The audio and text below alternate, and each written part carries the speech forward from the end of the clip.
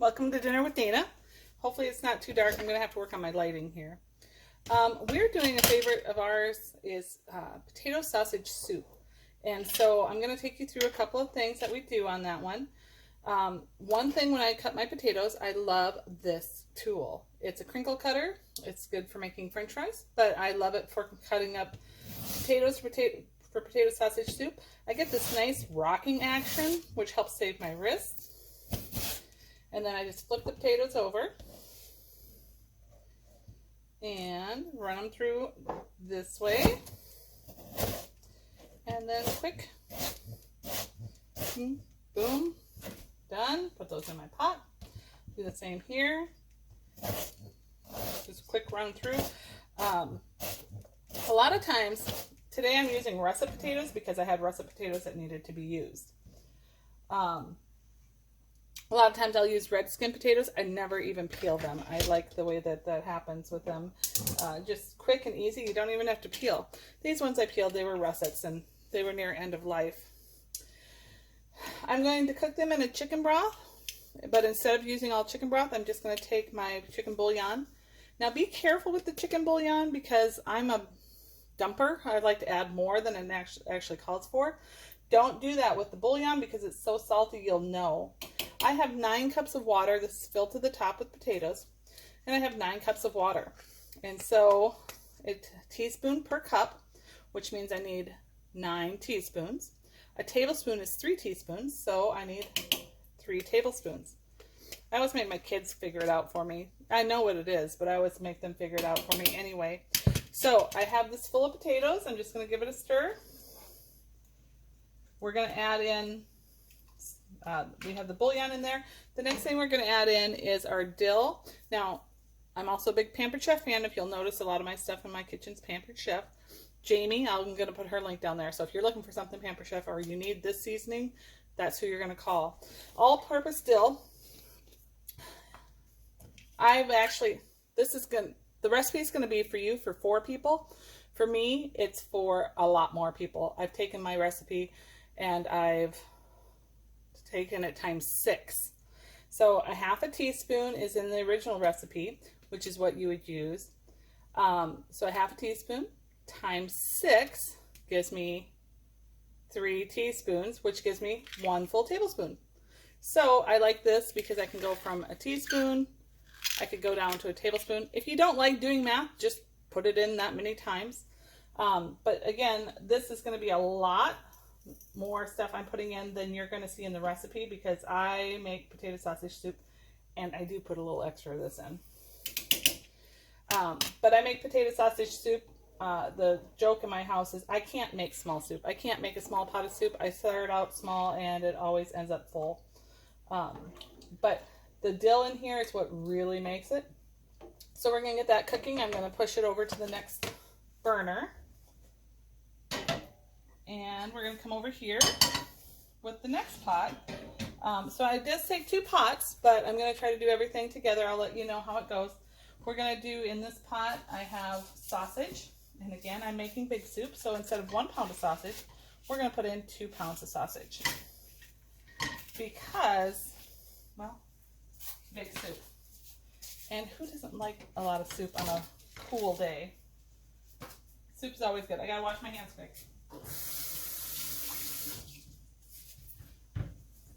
To that 2 pounds of sausage, I'm going to add 1 very large diced onion. I would say that's about 2 cups of onion. And so we're going to brown that together. And I'm also going to add, where'd my tablespoon go? Yes, that's something, oh, right in front of me. I'm also going to add 2 teaspoons of garlic. So we have garlic, we have onion, we have dill going on, or garlic and onion and sausage in this pot. And then we have the potatoes boiling over here. We want those to get soft. We'll get this in, and then I'm going to show you how to make the cream sauce for the potato sausage soup. That is something you don't want to skip on. You definitely want a really thick cream sauce. So just getting everything started here real quick. We have sausage, we have onion, garlic, for potatoes with dill in a chicken broth. And I'm going to get this all browned up and the potatoes cooked, and I'll show you the next step. All right, so my sausage is browned. I've put it into the same pot over here with my boiled potatoes. So my potatoes and sausage already in a pot.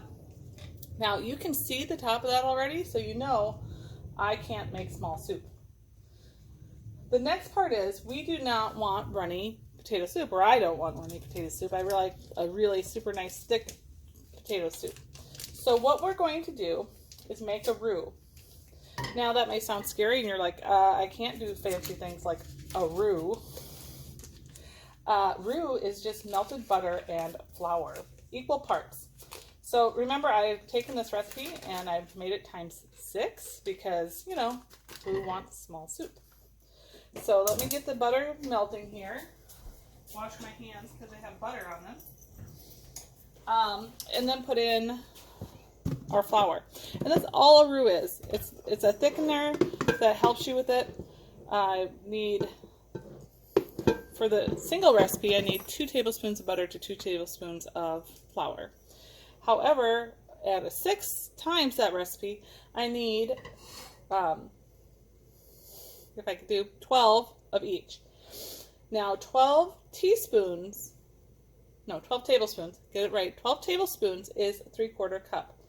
So what I have here is I have my butter melting. It's not quite melted, but I'm going to add it in anyway right now. And then I'm going to put my flour in there and we're going to cook them together. Get rid of that raw flour flavor. So we're going to take the flour and the butter and we're just going to mix it up. It's become almost a paste. I don't want it to burn, so I want to make sure and keep stirring it around, especially since my butter wasn't completely melted. But you want to cook down that flour. You don't want to see how clumpy it's getting. As that butter melts, it'll get a little less. And when we do that, it makes this wonderful thickener. And I'm going to tell you, do not rush this part. Don't leave the kitchen. Don't make plans for anything else while you're doing it. This is the important part if you want super creamy, thick potato sausage soup. Now, this is what I have now. Flour and butter in a slurry all cooked together. I'm going to lower the heat a little bit because when you add cold milk to something really hot, it can curdle, and we don't want it to curdle. So now we need 6 cups. Again, the smaller recipe will be down below. But we need 6 cups of milk. So we're going to put in 6 cups of milk. Cools it down really quickly. And then we just have to let that cook down. Again, this is the part you don't want to rush. You want to stand right by it. Don't be fooled by your kids calling you for something. This is not a time to leave the stove. So you want to keep that going. Also, if you can, maybe you can't see over here, let me grab this. So we already have potatoes as a starch, but who doesn't like some yummy bread to dip in their soup? This was an Italian loaf out of Aldi, and I went there today looking for something, and they had, let me get the package. Every once in a while, they have these little coupons, little stickers. Sorry, get that in there. $2 off. So this loaf cost me $1.69, which is super cheap and delicious, and we'll use it for our soup tonight. Even though the potato is actually our starch, our family likes to have a little bread with it. When you're trying to cook things up, again, make sure you're using what's in your refrigerator. This one is Dinner with Dana. But check out what's in the fridge. That's our other series that we have. And what's in the fridge is going to take what you have, or tell me what you have, and I will tell you what you can make out of it. You have some leftover chicken, or do you have taco meat, or whatever protein you have. You do have to have a protein. Could be an egg. Whatever protein you have, and whatever starches you have, like rice or potatoes or pasta, or bread, and we can certainly figure out something. I'm going to let this cook. I'm going to just pause it for a little bit and let you not have to watch me stir it the whole time, but I want you to see it when it's all done. So I'm going to bring you back when it's nice and thick, and we combine it into a big bowl of soup. I have the broiler going for the bread. We're going to have a little toasted bread. All that bread has on it is butter, garlic, salt. We're going to toast it up to go along with this bread. We'll be right back.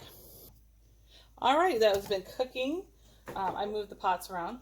So now just look at how thick that is. The thicker you get it, the thicker your soup will be. So we're going to, it's hot. We're going to pick this up and we're just going to pour it in this pan. Now the goal, or the funny thing is when I do this, is like, will I hit the top of the pan? Because I, again, have a real tough time not filling the pot, which I have done today. So you have to be kind of careful when you're putting it in. I'm showing you the back of the pan, sorry, but we'll get there. Good enough. And now we just need to stir that all together.